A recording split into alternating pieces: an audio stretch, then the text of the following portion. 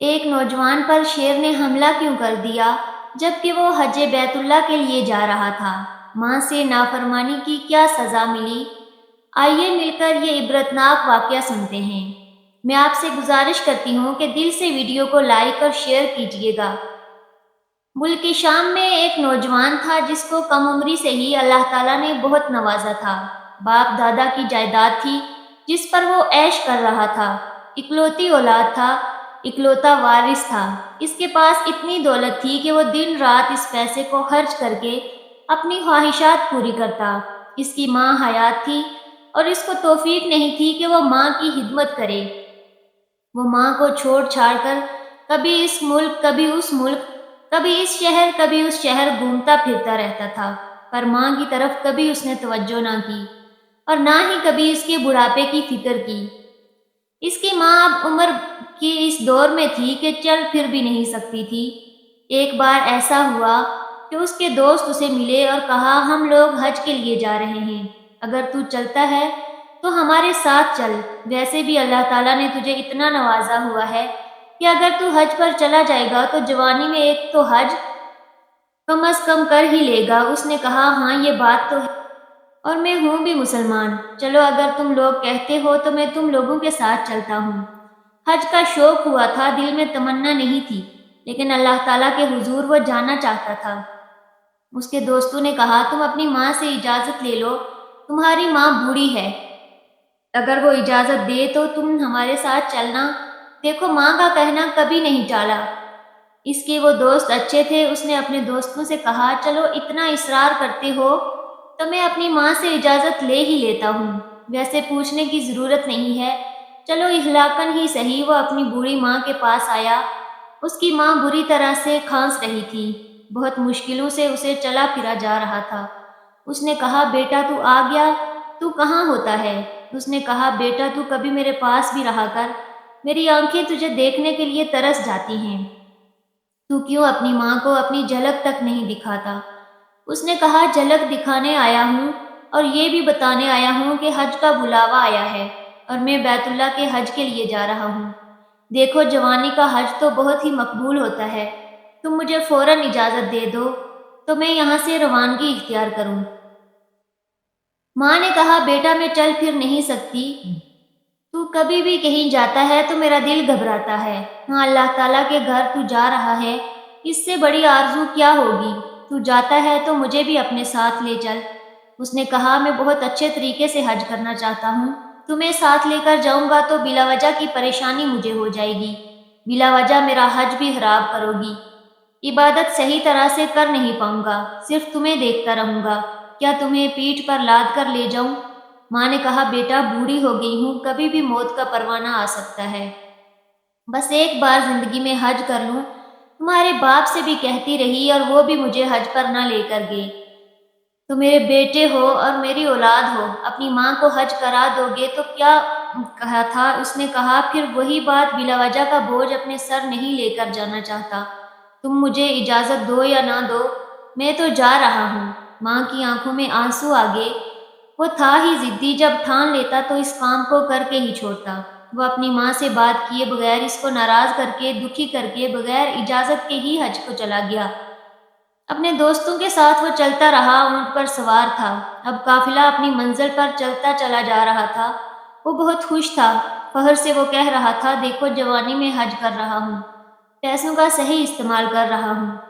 ابھی وہ یہی غرور والی باتیں کر رہا تھا کہ نہ جانے کیا ہوا، اس کا اونٹ جس پر وہ سوار تھا وہ سب سے پیچھے رہ گیا۔ جب وہ بچھڑ گیا تو کسی اور ہی سمت چلنے لگا۔ عرب کا کوئی علاقہ تھا اور وہاں بہت سے بڑے بڑے درختوں کا جھنڈ تھا۔ وہ بھٹک چکا تھا، اس کی سمجھ میں نہیں آ رہا تھا کہاں جا رہا ہے۔ اندھیری رات کا پچھلا پہر، پریشان پسینے میں شرابور، کہاں جاؤں؟ یہ تو راستہ ہی کچھ اور ہے، میرے ساتھی کہاں رہ گئے؟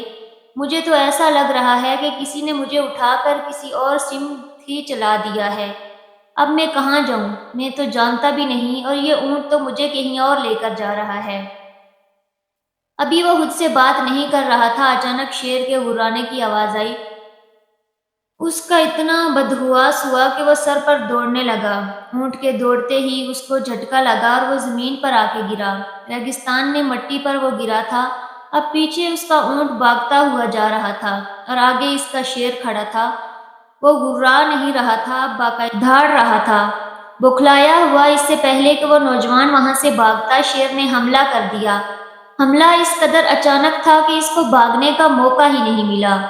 شیر نے اس کی دانوں ٹانگیں اور ہاتھوں کو چبا لیا۔ وہ چلا رہا تھا، چیخ رہا تھا، مدد کے لیے پکار رہا تھا، لیکن کوئی بھی نہیں تھا جو اس کی مدد کو آتا۔ ابھی وہ اس کو پورا کھانا چاہتا تھا اور اس کی گردن تک پہنچ ہی رہا تھا کہ حکم ہوا کہ بس اتنا کافی ہے۔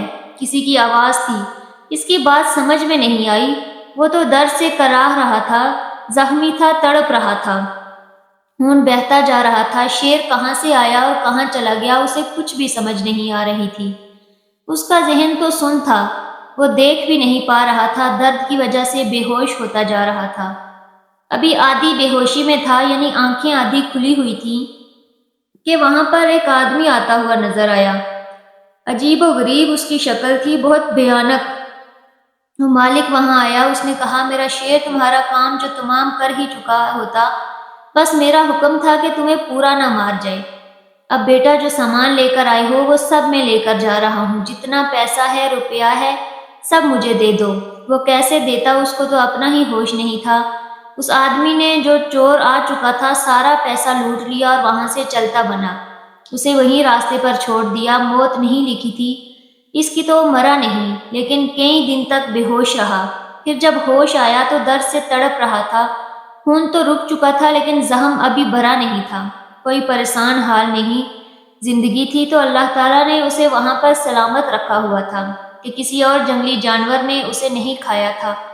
اچانک اس نے آنکھیں کھول کر دائیں بائیں دیکھا تو قریب ہی ایک جڑی بوٹی کی جھاڑی تھی۔ اس نے اس کو کسی نہ کسی طرح زخموں پر لگا لیا، کیونکہ ہو سکتا ہے کہ اس سے میرے زخموں کا علاج ہو جائے۔ اور سچ میں اس کا سوچنا صحیح تھا۔ وہ ٹھیک ہونا شروع ہو گیا۔ زخم بڑھتا جا رہا تھا۔ تقریباً 1 ہفتے کے بعد اس کا زخم بھر گیا۔ ڈر تھا لیکن بھوک اور پیاس سے وہ نڈال تھا۔ مزے کی بات، جس ویرانے میں وہ تھا وہاں پر کوئی بھی گزرتا نہیں تھا۔ کیسے زندہ تھا یہ وہی جانتا تھا۔ اب اس کے دل میں ندامت کہ ضرور ماں کا دل دکھایا ہے، اس کی سزا مجھے ملی ہے۔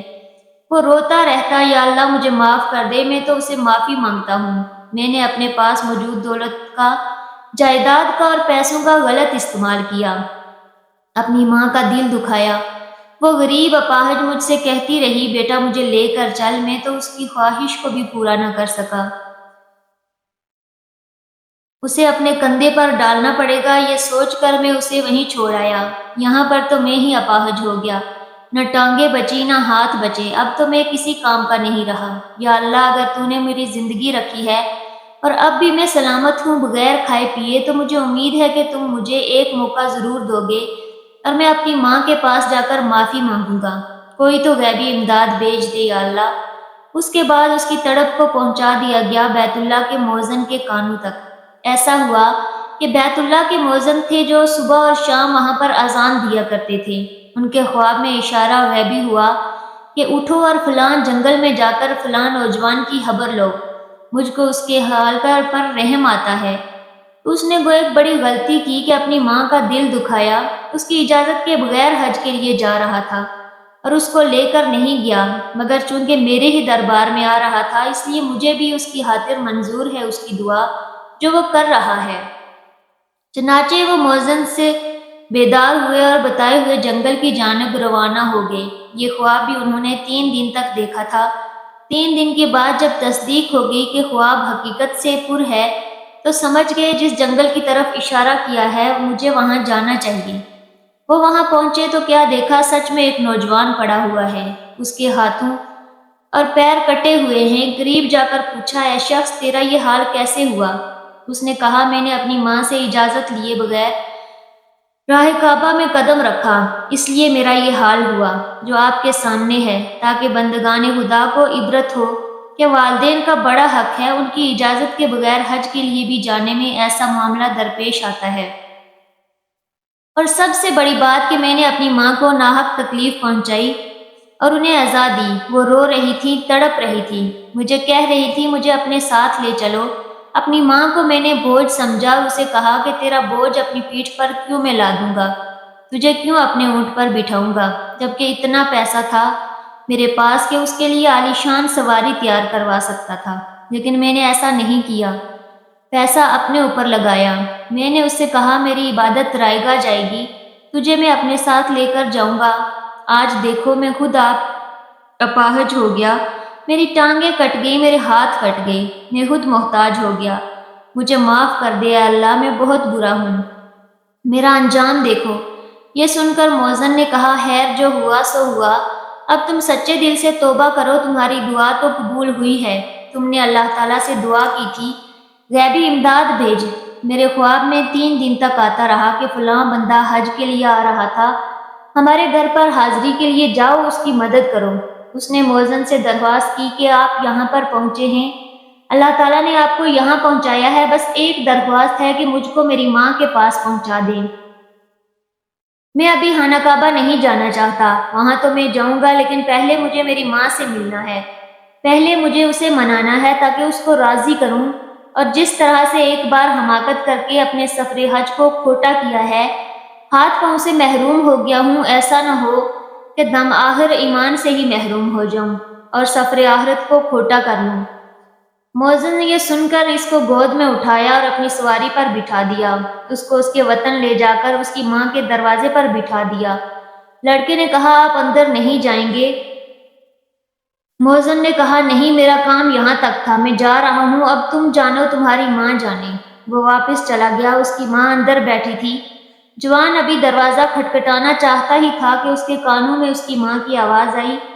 یہ یوں دعا کر رہی تھی یا الہی میں نہیں جانتی اس سفر میں میرے بچے کے ساتھ کیا معاملہ پیش آیا، اب وہ دروازہ کیسے کھٹکھٹاتا۔ اس نے اپنے ماتھے سے دروازے پر دستک دینا شروع کی۔ ماں اندر سے بولی ارے کون ہے؟ یہ خیال کر کے اٹھ کر باہر آئی، دیکھا ایک غریب فقیر سا آدمی بیٹھا ہوا ہے۔ کہا کہ اے مسافر غریب، اگر تجھ کو روٹی کی ضرورت ہو تو کیا میں تجھے روٹی دوں؟ وہ لڑکا کہنے لگا میں روٹی کیسے لوں، میرے تو ہاتھ ہی نہیں ہیں۔ اس نے کہا اچھا ذرا آگے کو آؤ، میں تمہیں اپنے ہاتھوں سے کھانا کھلا دیتی ہوں، تم بہت بھوکے پیاسے لگتے ہو۔ اس نے کہا آگے کیسے آؤں، میرے پاس تو پیر بھی نہیں ہیں، میں چل بھی نہیں سکتا۔ اس غریب کی یہ بات سن کر بیوہ ماں کو اس پر بہت ترس آیا۔ اس نے کہا اے نوجوان غریب، تیری آواز تو میرے بیٹے سے بہت ملتی جلتی ہے۔ وہ دوڑ کر گھر کے اندر آئی، چراغ لائی اور اس نوجوان کے قریب کر کے چراغ کو روشنی میں آگے پیچھے سے اس کا منہ دیکھنے لگی۔ اس کو دیکھ کر اس کی آنکھوں سے آنسو جاری ہو گئے۔ تیرا ہی بیٹا ہوں، دیکھ لے میرا حال، تیری حق تلفی میں نے کی، اس کا یہ انجام ملا۔ جب ماں نے یہ سنا تو ایک کھائی کی اور بے ہوش ہو گئی۔ ہوش میں آئی تو آسمان کی جانب رخ کیا اور دعا کی یا الہی تو نے اس کو کس بات کی سزا دی؟ یا اللہ تو نے اس کو سزا دی، اس نے میری نافرمانی کی۔ یا اللہ میں یہ تو نہیں چاہتی تھی کہ میرے بیٹے کے ساتھ اتنا برا ہو، میں نے بے شک اسے بد دعا نہیں دی، لیکن حج پر جانے کی اجازت بھی نہیں دی تھی۔ ہائے میں نے کتنا بڑا ظلم کر دیا، میں کہہ دیتی بیٹا جا، دور چلا جا، میں اس وقت تو غم میں تھی، میں خود تیرے گھر کی زیارت کرنا چاہتی تھی۔ یا اللہ میرا بیٹا تو اپاہج ہو گیا، اور اس کو دو ہلاک نہ کرنا، ایمان کی سعادت سے اس کو محروم نہ کرنا۔ اللہ تعالی ہمیں ایسے وقت سے بچائے، آمین۔